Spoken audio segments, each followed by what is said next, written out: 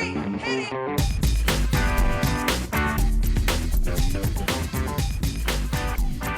Good morning, good afternoon, good evening, and welcome to today's Caffeine for the Soul.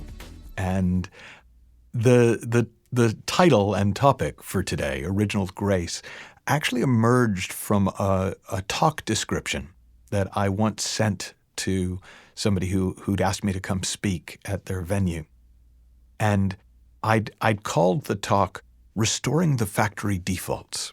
And that was the title of a chapter from one of my books, or a section in one of my books, where I talked about how well we're made, and that when we get back to the way we're made, when we start operating as designed instead of with all these kind of modifications and hacks and shortcuts that we try to build in that actually wind up usually creating more noise in the system than they do smoothing the path, we work really well. And the guy liked the idea, but he didn't like the title. He said, it's too mechanistic. He said, what if you called it Original Grace? And I was so struck by that phrase, and I've in fact used it ever since. There is a section in one of my later books that I called Original Grace. And what struck me about that idea, that phrase, is it's obviously the opposite of original sin.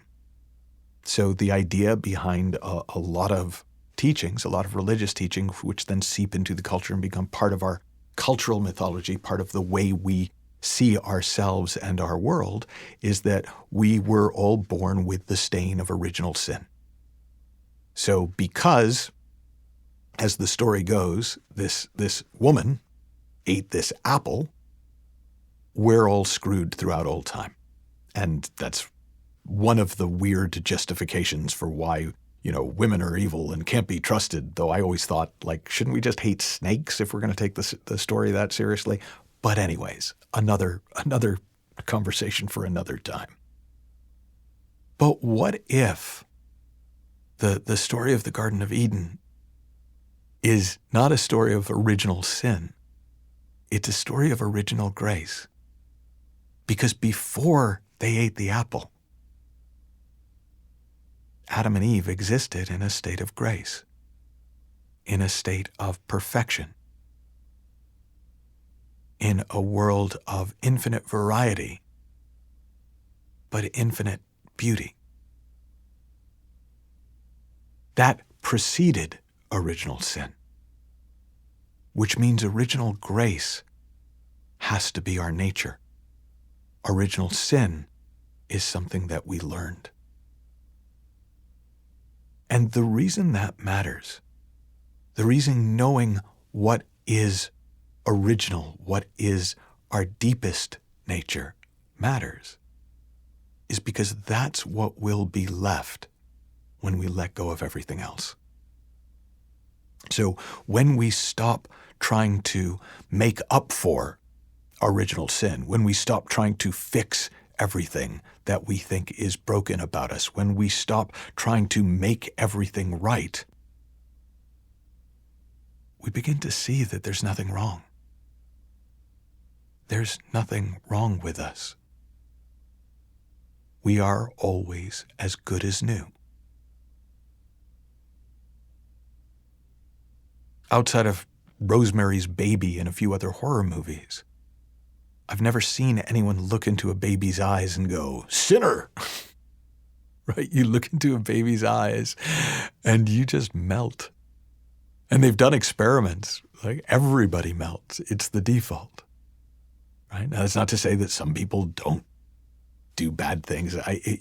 But if they did an experiment where they got these really tough-looking Hells Angels guys to walk into a supermarket, and they sort of watched how everybody reacted to them. And then they had them come in carrying a baby. And the same people who were totally avoiding them when they came in on their own just were drawn to them.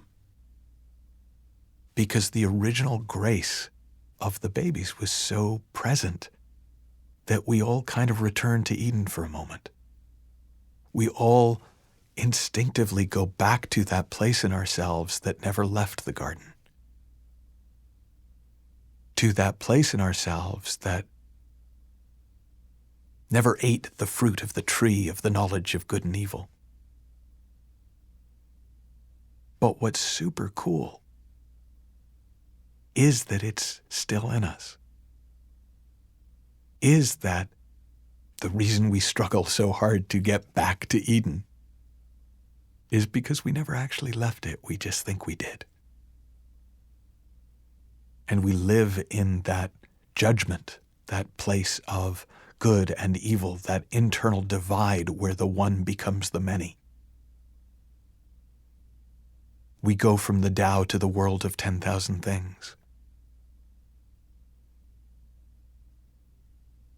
We go from the place of origin, the source, to some spot in the river that's downstream of a factory that's spewing chemicals. But if we go upstream, if we go back to the origin, if we go back to our true nature, if we go back to who we were before we were born, if we go back to that place where the Zen koan points to, show me your original face, the face you had before you were born,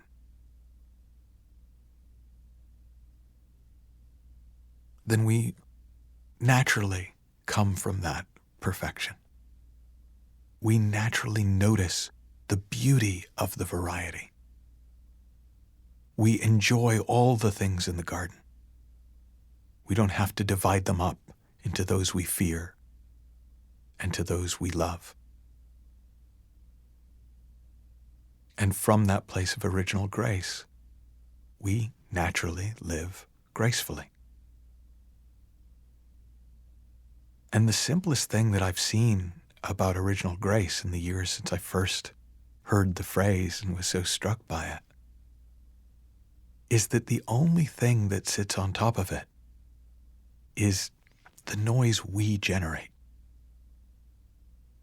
It's not what happened to us. It's all the thinking that we carry forward with us. And something really interesting starts to happen when we stop noising it up. We notice the quiet. When we stop trying to think our way through everything and figure everything out,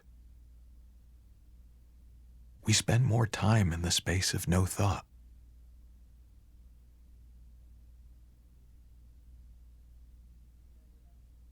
When we go, whether you want to think of it as before thought, or after thought, or beyond thought, we realize that who we are is untainted. And as we live more in that beauty, more in that peace, more in that space of well-being, life flows. And our experience of life becomes more and more beautiful. It can't not. It is inevitable.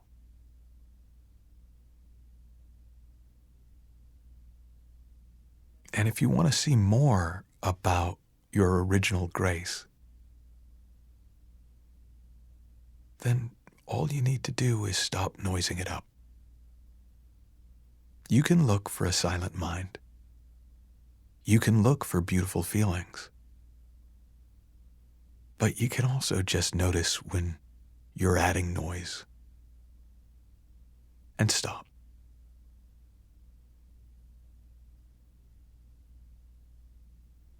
And what you'll see, what you'll feel, what you'll experience, at the very least, will have some of that flavor of your original face, the face you had before you were born, of the garden before we apparently left it,